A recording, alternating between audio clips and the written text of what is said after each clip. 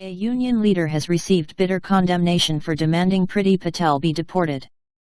Unite Assistant General Secretary Howard Beckett caused a social media storm when he vented woke fury this evening at the Home Secretary over the abortive attempt by immigration officers in Glasgow to detain unauthorized migrants in a Muslim neighbourhood. Taking to Twitter, Beckett, who is running for Unite General Secretary, posted, "Priti Patel should be deported, not refugees. She can go along with anyone else who supports institutional racism. She is disgusting.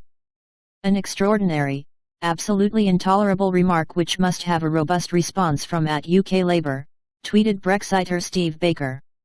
"If you are a conservative against racism and for equality, please sign the @Tories for Equality pledge here." Beckett sits on Labour's National Executive Committee. "We look forward to Labour's swift condemnation of this vile racism," a Tory insider told Guido Fawkes. But not until 2 hours after the offending tweet was posted, Labour finally released a brief statement to journalists. "The Labour Party takes these allegations extremely seriously and appropriate action will be taken," said a spokesperson. Beckett has taken the tweet down and posted a grovelling apology. "I'm very sorry for my earlier tweet.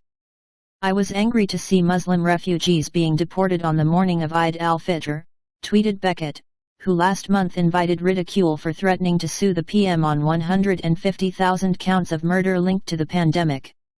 It has not been widely reported that the men were refugees. Beckett's vile outburst dampens what has otherwise been widely presented as a big victory for the left in Glasgow today. This morning immigration enforcement raided a home in the south of the city and detained the men on immigration offences.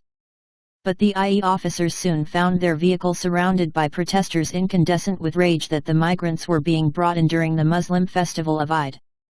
Hordes of police officers were mobilised to protect the vehicle. After a prolonged standoff, Police Scotland conceded defeat and agreed to free the men, much to the delight of the crowd. See clip below. Today's scenes took place in Nicola Stiggion's MSP constituency. Both she and her controversial Justice Secretary, Humza Yousaf, have been accused of milking the situation by linking it to Theresa May's hostile environment policy in a bid to shame Patel. Today's events were entirely down to @UK Home Office actions, posted Sturgeon on social media late this afternoon. Police Scotland were in an invidious position. They do not assist in the removal of asylum seekers but do have a duty to protect public safety. They act independently of ministers, but I support this decision to free the migrants. I disagree fundamentally with @UK Home Office immigration policy, but even putting that aside, this action was unacceptable. To act in this way, in the heart of a Muslim community as they celebrated Eid, and in an area experiencing a COVID outbreak, was a health and safety risk. She went on to demand assurances from the government not to create such a dangerous situation again. Yousaf glorified himself with a long-winded video about the day's events and the hostile environments created by the UK's immigration policies. See below. Slamming Yousaf was passionate Brexiteer David Campbell Bannerman, who tweeted, "This is the man who is turning Scotland into an Ingsoc 1984 Orwellian state with his extreme hate crime laws. I think it should be a criminal offence akin to a role in assisting people trafficking for such interference in police operations on behalf of illegals." Yousaf has come under fire for a fearsomely strict hate crime bill that could make challenging woke dogma a criminal offence. Saying people cannot change sex, for instance, could possibly get you nicked.